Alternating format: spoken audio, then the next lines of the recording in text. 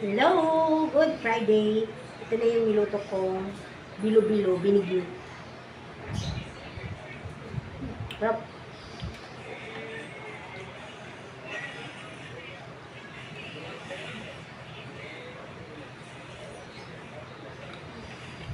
Ang ube. Lutong-luto.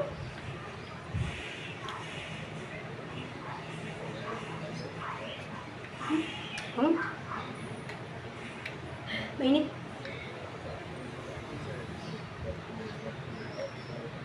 At napaso pa ako. Sobrang init pa. Katakawan kasi. Meow, meow, meow. Pero ang sarap niya.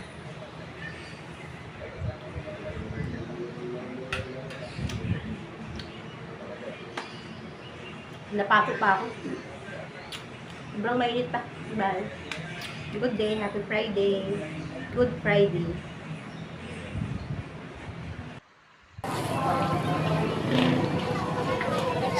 Maaga pa ako na malengke dito sa Taytay Palengke. Madaling araw, mga 4:30. Pumunta na ako. Kundi pa lang yung tao.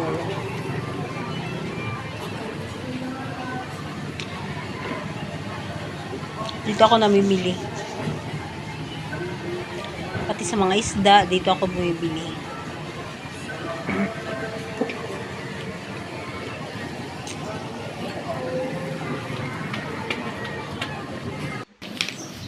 Ito na yung mga pinamili kong saging, ubi, kamuting kahoy, kamote, gabi. Babalatan ko na.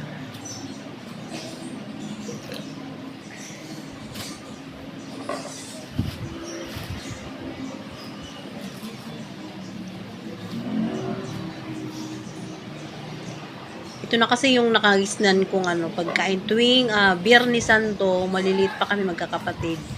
Buhay pa noon si nanay namin, ganito yung niluluto niya lagi tuwing Biyernes Santo. Nagagalit sa amin yun noon kapag kumakain kami ng kanin. Kailangan daw yun lang yung pagkain namin. Yun yung ubi, buwayo.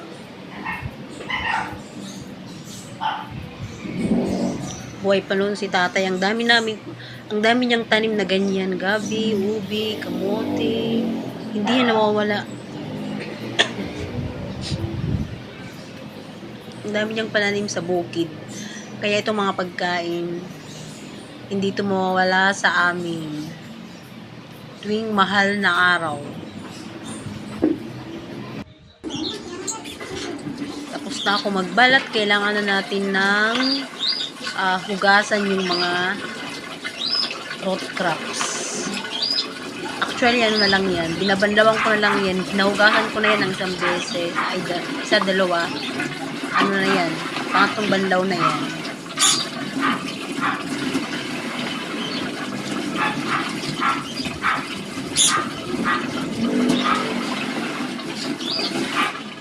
Tapos, syempre, bago natin lutuin, kailangan natin himayin.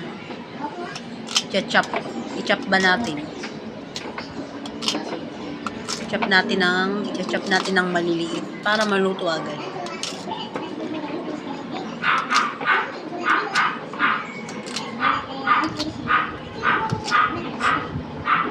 Mabilis lang naman maluto ang kamote tsaka ubi.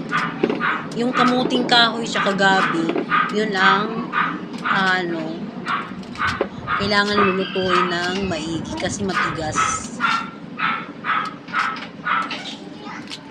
Today is Friday. Good Friday. Kailangan ito lang yung pagkain natin. Mag-sacrifice tayo kasi isang araw lang naman. Si Papa Jesus nga, diba? Tinubos niya yung mga kasalanan ng tao.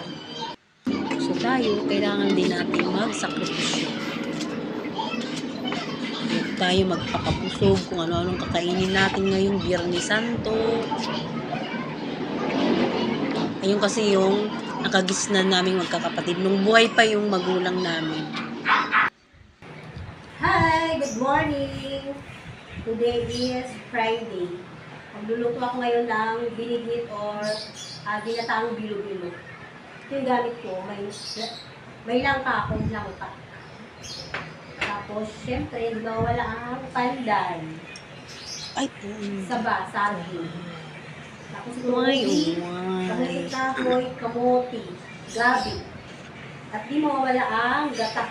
Ano to? 3 malalaking gata. Tapos, banela. Masarap sa ginataan may banela.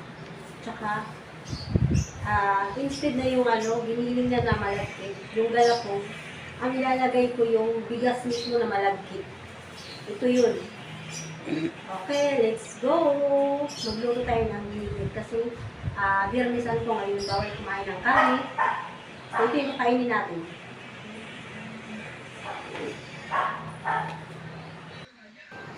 Ito na yun. Ito na yung gagawin kong binignit or ginataang bilo-bilo dito sa Tagalog. Ubi, kamote, gabi, kamoting kahoy, ang langka na pabango, saba, saging na saba, lalong-lalo na yung pandan, mabango pag may pandan. Yung gata, 3 malalaking gata, yan. Tapos mayroon pa ako sa isa't kalahating gata. Tapos yung vanilla. Una kong lulutuin yung malagkit na bigas. Kasi ayoko yung galapong. Yung nasa palengke na giniling na. Minsan kasi may lasa yun parang lasang maasim kapag naluto na. Kaya ang ilalagay ko dyan is yung malagkit talaga na bigas. Instead of galapong. Nung naluto na yung malagkit, sinunod ko yung kamuting kahoy tsaka gabi. Kasi yun yung matagal din lutuin. Matigas kasi yan.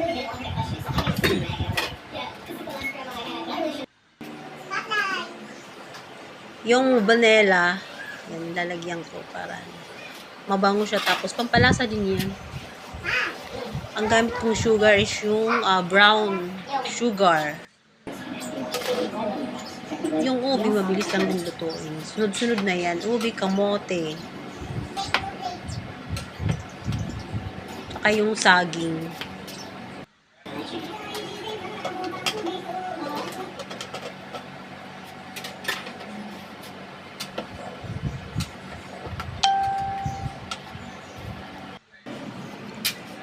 Yung pandan at saging.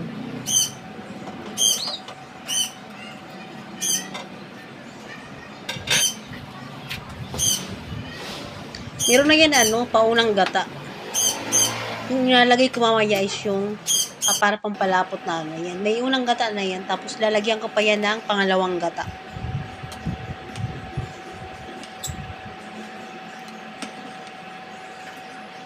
Kaloka nga kasi habang nagluluto ako, nawalan ako ng gasol. Kaya transfer ko dyan, mabuti na lang to the rescue yung induction cooker ko. Ito yung kagandahan na may yan na yung langka.